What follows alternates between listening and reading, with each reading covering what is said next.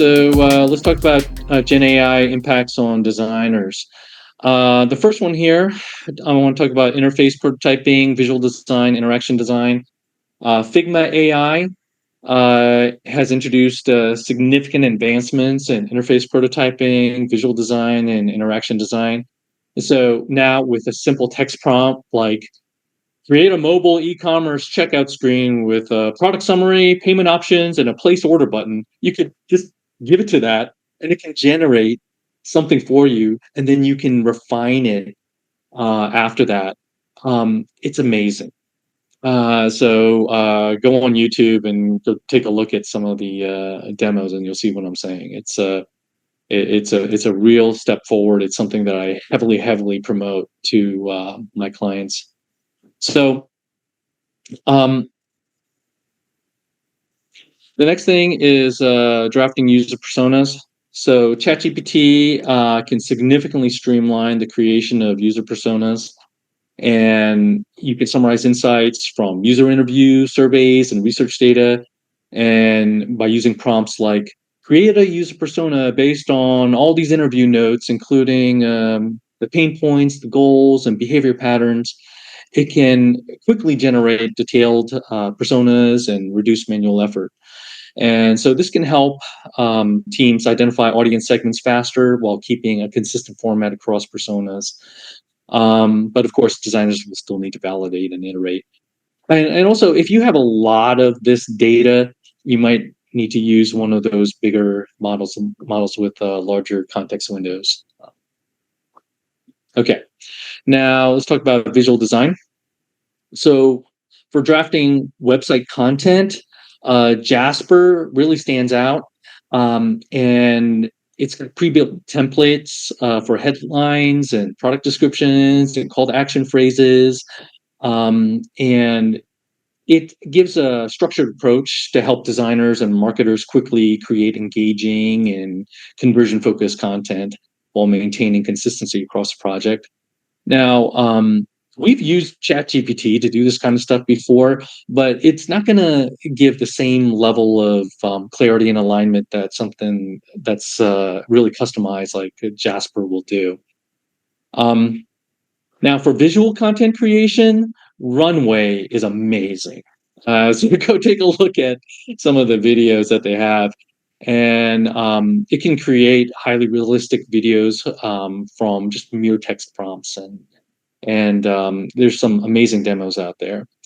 Now, you definitely have to do lots of human validation and iteration if you care about something very specific. And so it's not as simple as like, doing something in 5 seconds, but you can prototype something in 5 seconds very quickly. And so it's very useful for being able to do the, accelerated design and brainstorming process. But you can get amazing results with it if you work with it. And the same can be said with DALL-E. So it's really great at producing detailed images, but again, if you want something really specific, you'll find that it's really hard to get it to do exactly what you want. Now let's talk about usability testing. For usability testing, Pendo helps designers understand how people interact with their websites and apps. It provides tools like heat maps, which show where users are clicking or hovering the most. And it makes session recordings that replay user activity step by step if you want to see what a user actually did. And these features are hugely useful. I'm a huge fan of Pendo. Pendo's amazing. It's got a big fan base too, so definitely look into that.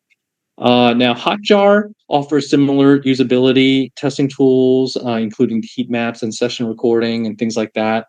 It also provides survey and feedback widgets that allow designers to collect direct input from users to help them better understand pain points and areas needing improvement.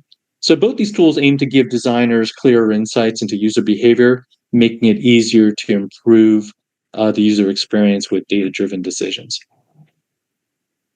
And then earlier I mentioned ChatGPT's custom GPTs. And so for designers, if you're a business leader, you can use this to suck in all your internal knowledge, and then allow that to then help be a resource to make sure that all your designers have easy access to sharing design principles, accessibility standards, brand guidelines in a consistent format. For designers, Claude 3 Sonnet, it's a good choice for straightforward tasks like giving feedback on design drafts or suggesting creative ideas or helping with UX guidelines. And it works well when you need quick suggestions for smaller projects, but it may miss details when reviewing more complex design systems. Um, if you need deeper analysis, Claude 3 Opus is better for reviewing entire design systems and working across multiple products. For example, if a company is redesigning both its mobile app and a web dashboard, a design system review would need to ensure consistent use of colors, button styles, and spacing across both platforms. And you don't want to use Claude 3 Sonnet for that. You want to try to use Claude 3 Opus because it can help you identify mismatch patterns or inconsistencies in how design elements are applied across those interfaces. Now, for the most complex design challenges, I'd recommend trying out Gemini 1.5 Pro. It would be the strongest option. It can handle system-wide design audits and review large design libraries for consistency. That makes it ideal when working on multiple products, such as a suite of productivity tools where every application must share the same design language.